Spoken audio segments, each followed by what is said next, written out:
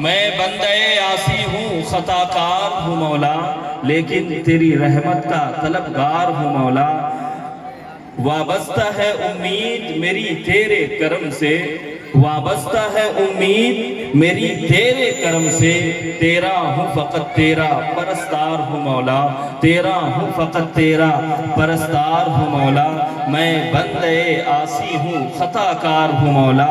اور پھر تو میرے ایمان کو توانائی عطا کر، پھر تو میرے ایمان کو توانائی عطا کر، برسوں نہیں صدیوں سے میں بیمار ہوں مولا، برسوں نہیں صدیوں سے میں بیمار ہوں مولا۔ میں بندے آسی ہوں، خطا کار ہوں مولا۔ اور مکتے میں فرماتے ہیں کہ ایک تیرا اشارہ ہو اور آسان ہو مشکل، ایک تیرا اشارہ ہو اور آسان ہو مشکل، ایک لہر اٹھے اور میں اس پار ہوں مولا، ایک لہر اٹھے اور میں اس پار ہوں مولا۔ آئیے حضرات بلا تاخیر اللہ تبارک و تعالیٰ کے پاکیزہ کلام سے اس محفل پاک کا آغاز کیا جائے۔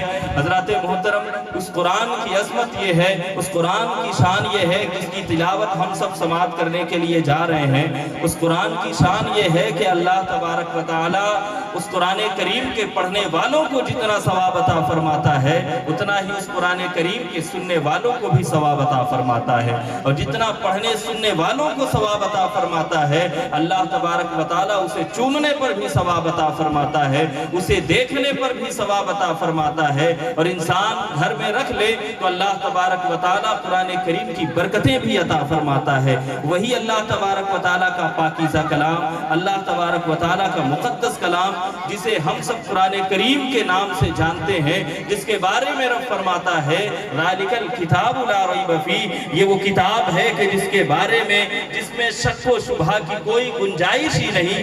یہاں تک دنیا میں بہت ساری کتابیں، بہت سارے صحیفے نازل ہوئے، لیکن کسی کے بارے میں یہ نہیں کہا گیا کہ اس میں شک و شبہ کی کوئی گنجائش نہیں۔ لیکن جب بات قرآن کریم کی آتی ہے، قرآن مقدسہ کی آتی ہے، تو اللہ تبارک و تعالیٰ فرماتا ہے کہ یہ وہ قرآن ہے کہ جس میں کوئی شک و شبہ کی گنجائش نہیں۔ حضرات محترم، قرآن کریم کی تلاوت کی برکتیں یہ ہے کہ اگر انسان پڑھتا ہے تو سمندر کی مچھلیاں اپنی جگہ پر تھم جاتی ہیں، سمندر کی لہریں رک جاتی ہیں، ہوائیں اپنی جگہ پر ٹھہر جاتی ہیں۔ انسان جب سمجھ لیتا ہے قرآن کو تو جو پڑھتا ہے، سننے والے اس کو سنتے ہوئے اپنے آنکھوں سے اشک جاری کر دیتے ہیں۔ یہی وہ قرآن ہے حضرات محترم جس کے بارے میں رب فرماتا ہے کہ ہم نے اس قرآن کو نازل فرمایا اور ہم اس کی حفاظت کرنے والے ہیں۔ اللہ تبارک و تعالیٰ نے کرم فرمایا کہ اتنی عظیم کتاب کو اپنے محبوب کو عطا فرمایا، اور اس محبوب کے ذریعے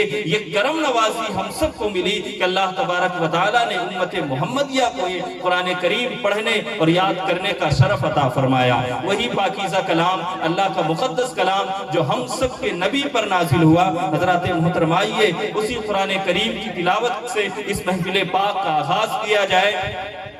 میں گزارش کروں گا بڑے ادب کے ساتھ استاذ الحفاظ، استاذ القراء حضرت حافظ و قاری انعام الحق صاحب قبلہ سے کہ وہ اللہ کے پاکیزہ کلام سے اس محفل پاک کا آغاز کرے۔ بس ان چند اشعار کے ساتھ کہ شرافت صداقت دیانت ہے موتی، شرافت صداقت دیانت ہے موتی، یہ موتی ہمیشہ لٹاتا ہے قرآن، اور جہالت کا نقشہ مٹا کر دلوں سے، جہالت کا نقشہ مٹا کر دلوں سے ہدایت کا رستہ چلاتا ہے قرآن، ہدایت کا رستہ چلاتا ہے قرآن۔ مبارک ہو احباب اس کی تلاوت، مبارک ہو احباب اس کی تلاوت کہ رحمت کا دریا بہاتا ہے قرآن، کہ رحمت کا دریا بہاتا ہے قرآن۔ آئیے حضرت کا استقبال نعرہ تکبیر و رسالت سے کر لیں۔ نعرہ تکبیر، نعرہ رسالت، جشن غوث الورا، جشن غوث الورا، نعرہ تکبیر، نعرہ رسالت۔